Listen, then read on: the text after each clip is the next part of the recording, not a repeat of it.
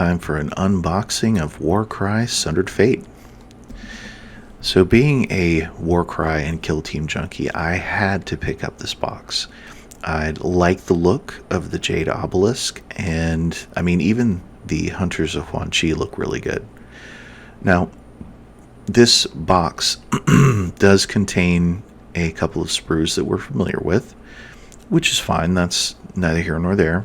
But it does have some new stuff. This in particular is a new piece with this little boneyard underneath here. This piece is also new with that little overhang there. And so the objectives sprue actually was underneath this tree. I believe this tree is one that we've seen before. And obviously the objectives sprue we've seen in the original box. And this is the bridges and the objectives. So if you already have the main box, you're definitely already going to have a copy of that. Now here is what I'm really interested in. The Jade Obelisk. I think they look really cool. I think they look kind of Zinchian, I suppose. And I'm not really sure. I haven't looked into the lore of the gang yet. But to me, I believe this would be the Zinch group. And then, of course, you've got the Seraphon, which, murder chameleons are kind of neat, too. So, why not? So, moving on.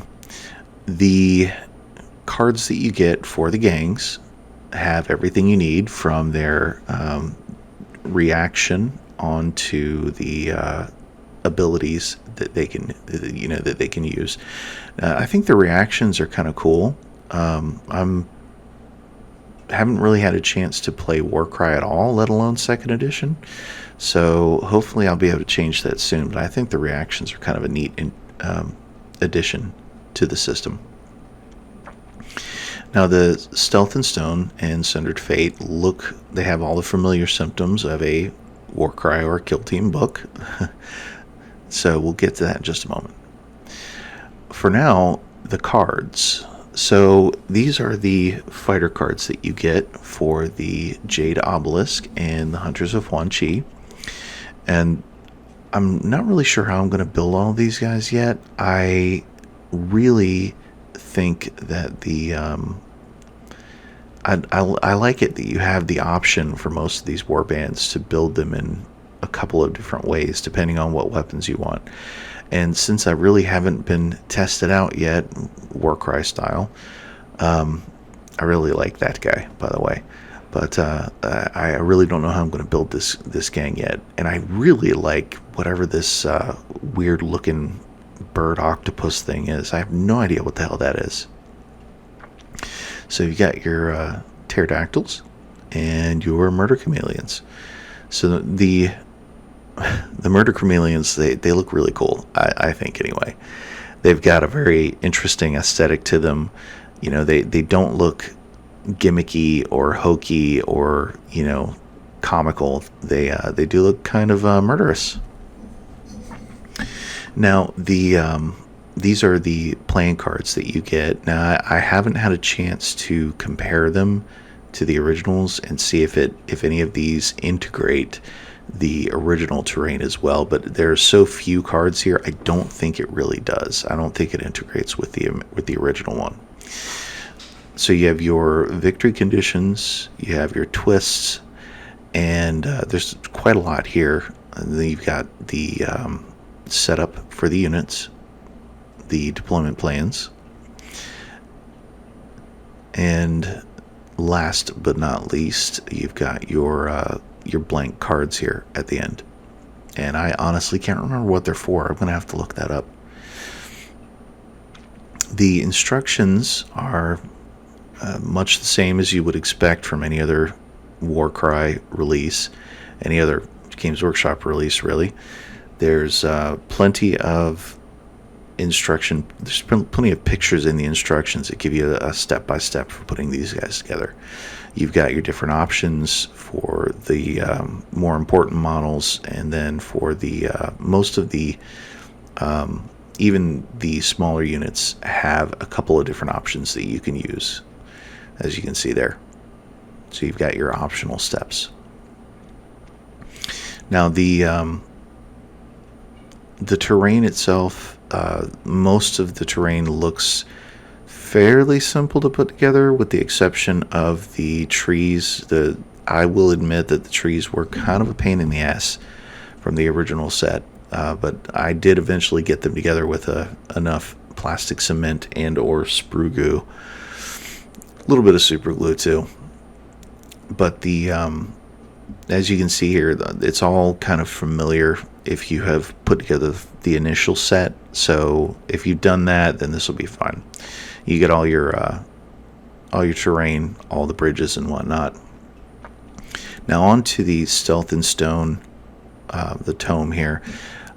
Once again, I mean, not enough can be said about the production value they put into the lore and the background for these box sets.